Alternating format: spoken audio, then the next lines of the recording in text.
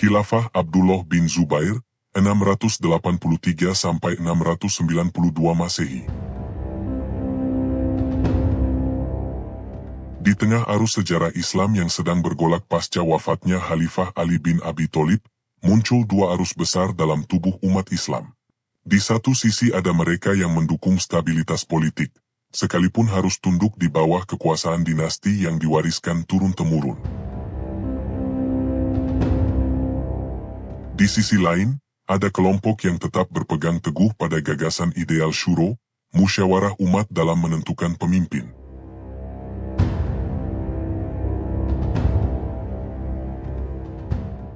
Stabilitas memang penting, tapi sistem yang adil dan sesuai dengan semangat Islam awal juga tak kalah berharga. Dari ketegangan dua gagasan inilah, muncul sosok yang kelak menjadi simbol perlawanan terhadap kekuasaan Umayyah, Abdullah bin Zubair. Tidak saja menjadi simbol perlawanan, Abdullah bin Zubair membangun pemerintahan, mengeluarkan stempel kekhalifahan, mencetak uang kain bergaya Sasaniyah, dan sebagian besar provinsi kemudian menerima kedaulatan Ibnu Zubair. Yuk, jangan kemana-mana, kita jernihkan di sini.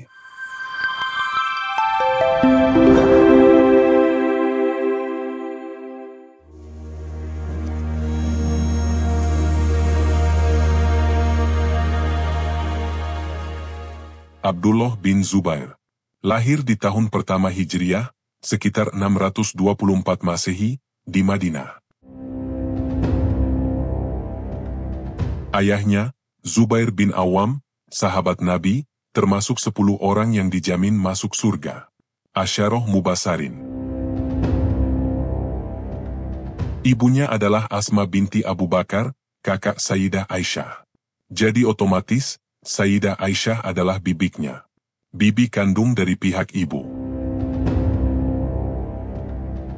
Ia lahir dari pasangan Zubair bin Awam dan Asma binti Abu Bakar, keluarga yang dikenal dengan keteguhan iman dan keberanian mereka.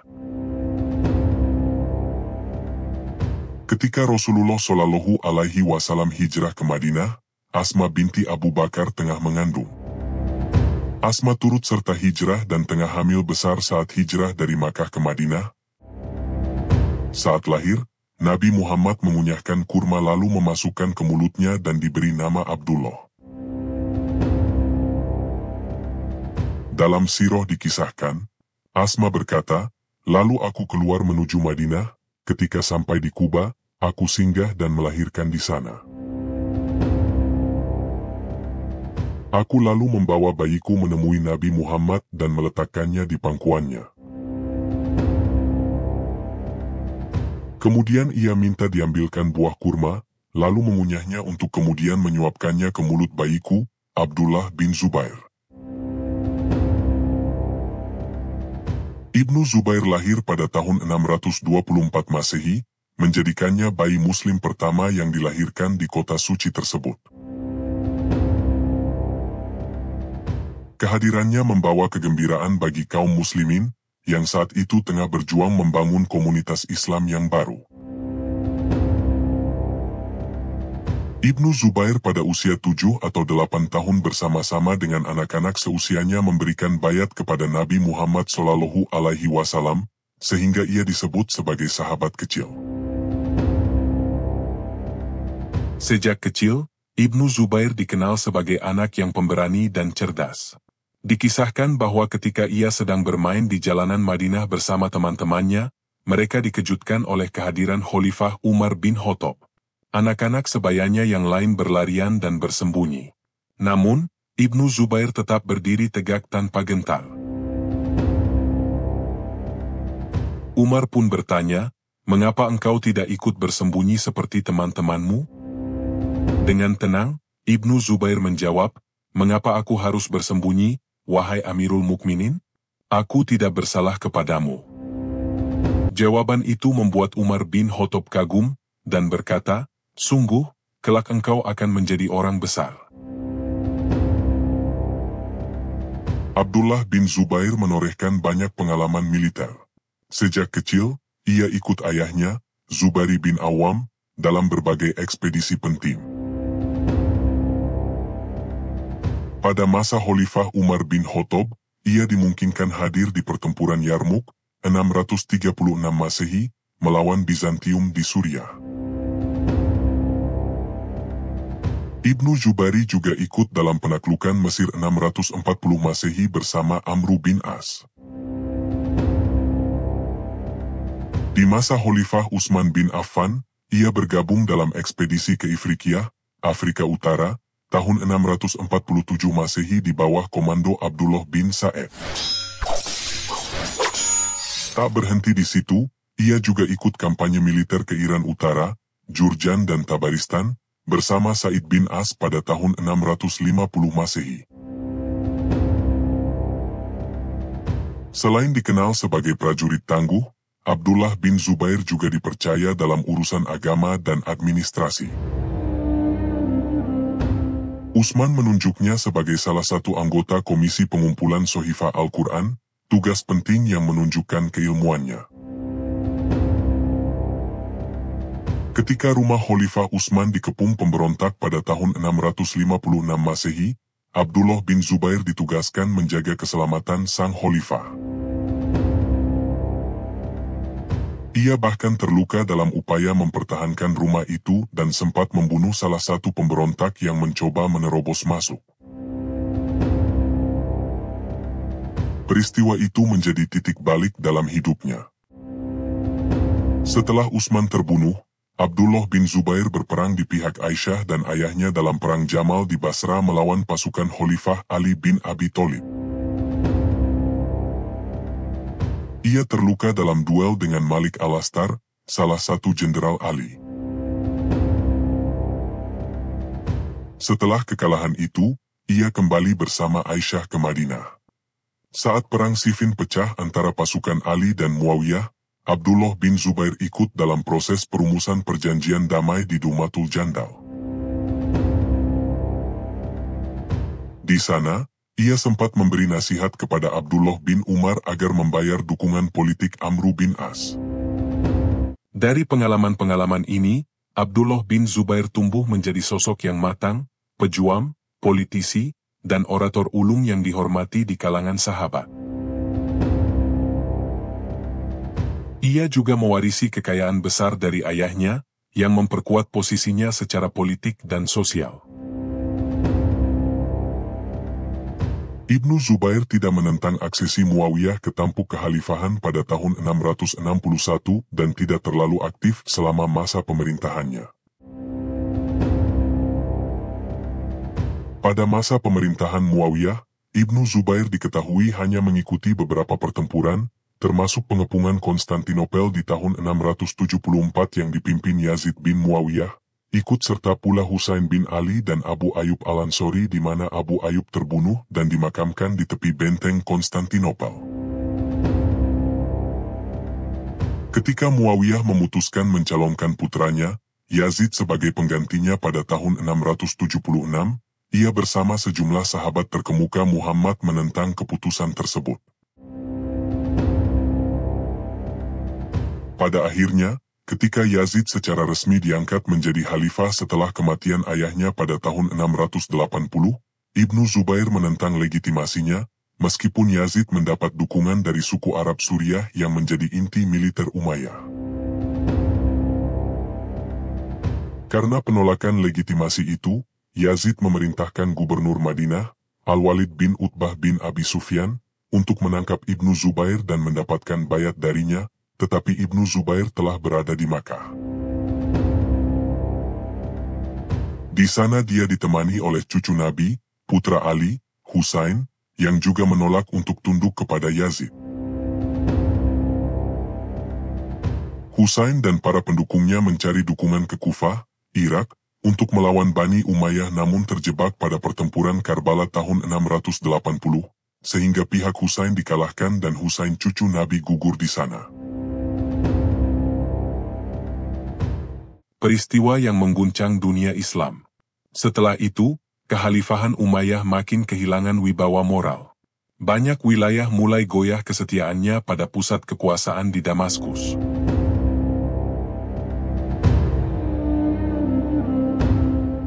Setelah wafatnya Husain, Ibnu Zubair mulai merekrut pendukung. Pada September 683 Masehi, dia telah menguasai kota Makkah dan menyebut dirinya sebagai buronan di tempat suci dan mengadopsi slogan La hukma illa lillah. Tidak ada hukum kecuali milik Allah, tetapi belum mengklaim kekhalifahan.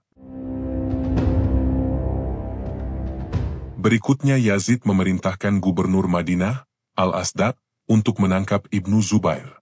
Gubernur menginstruksikan saudara laki-laki Ibnu Zubair yang diasingkan sekaligus kepala pasukan keamanan Madinah, Amru, untuk memimpin ekspedisi ini.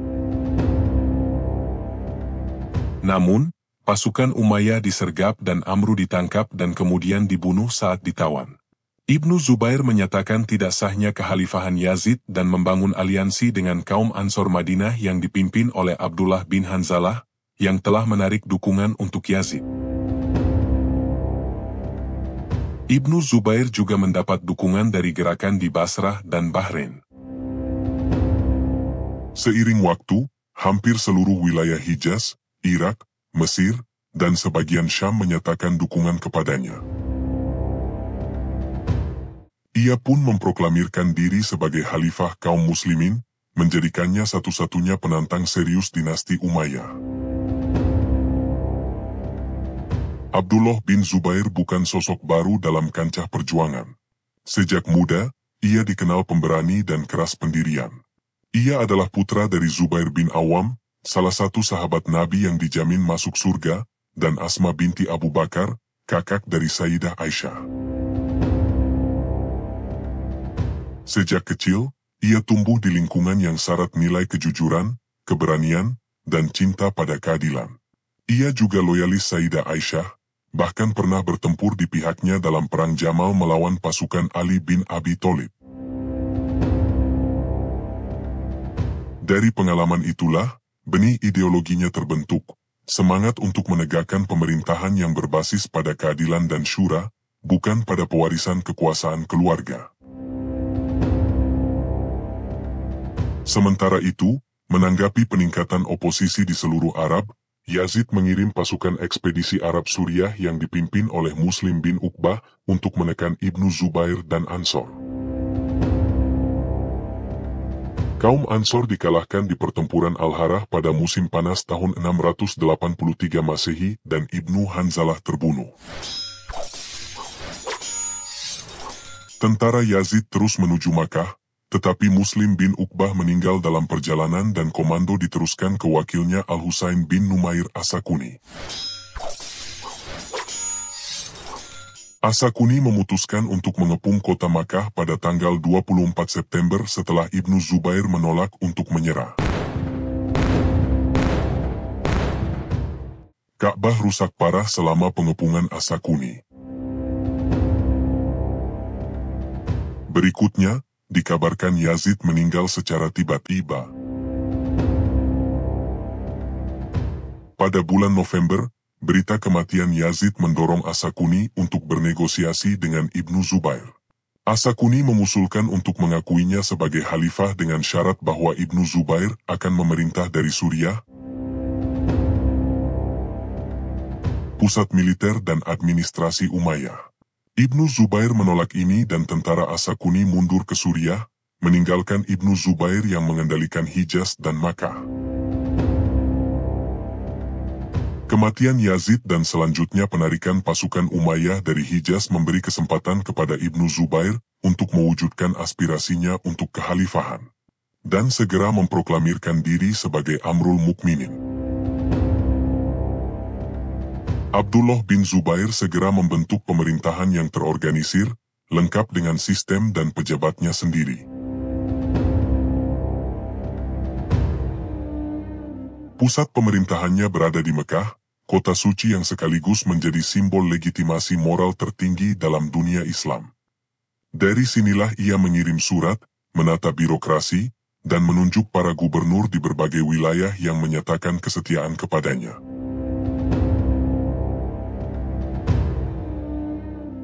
Dalam masa puncaknya, kekuasaan Abdullah bin Zubair terbentang luas. Catatan sejarah menyebut, hampir seluruh wilayah Hijaz, Yaman, Irak, Mesir, dan sebagian Khurasan serta wilayah Persia berada di bawah pengaruhnya. Bahkan beberapa wilayah di Syam bagian selatan sempat berbaiat kepadanya sebelum akhirnya direbut kembali oleh pasukan Umayyah.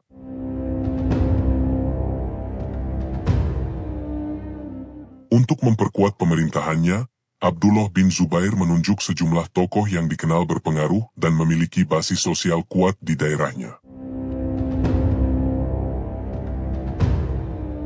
Al-Mukhtar As-Sakafi sempat diberi posisi penting di Kufah, meski belakangan berbalik dengan agenda sendiri.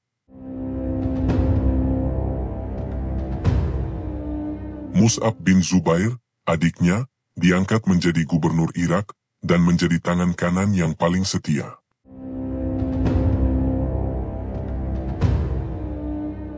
Abdullah bin Muti memimpin di Madinah, mengatur urusan Hijaz dan memastikan Mekah tetap aman sebagai pusat politik dan spiritual. Thauban bin Abdullah dikirim ke Mesir untuk mengatur pemerintahan di sana. Kekhalifahan Abdullah bin Zubair pada hakikatnya menegakkan dua prinsip utama, moralitas dan syuro. Ia tidak membangun istana megah seperti para khalifah Umayyah, tidak pula hidup bergelimang fasilitas. Pemerintahannya sederhana, tapi kuat di sisi nilai dan legitimasi.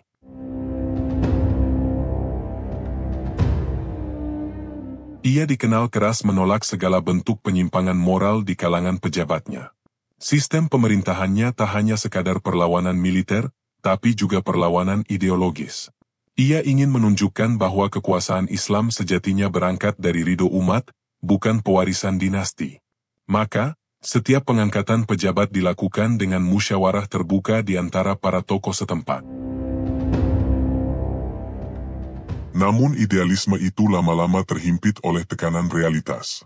Setelah Abdul Malik bin Marwan berhasil menyatukan kembali Syam, kekuatan militer Umayyah mulai menekan satu persatu wilayah pendukung Zubair. Irak jatuh terlebih dahulu setelah gugurnya Mus'ab bin Zubair dalam perang di dekat Basrah.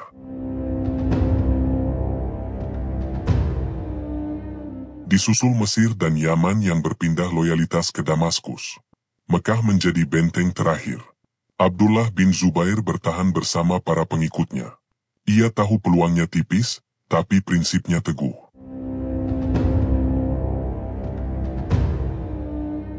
Aku tak akan menyerahkan kota ini kepada siapapun kecuali kepada Allah yang memilikinya. Pada akhirnya, Mekah jatuh di bawah serangan Hajjaj bin Yusuf pada tahun 692 Masehi. Abdullah bin Zubair gugur sebagai syahid di dekat Ka'bah, tubuhnya digantung di depan halayak, tapi sejarah mencatatnya bukan sebagai pemberontak, melainkan sebagai khalifah independen yang menegakkan legitimasi rakyat di hadapan kekuasaan dinasti.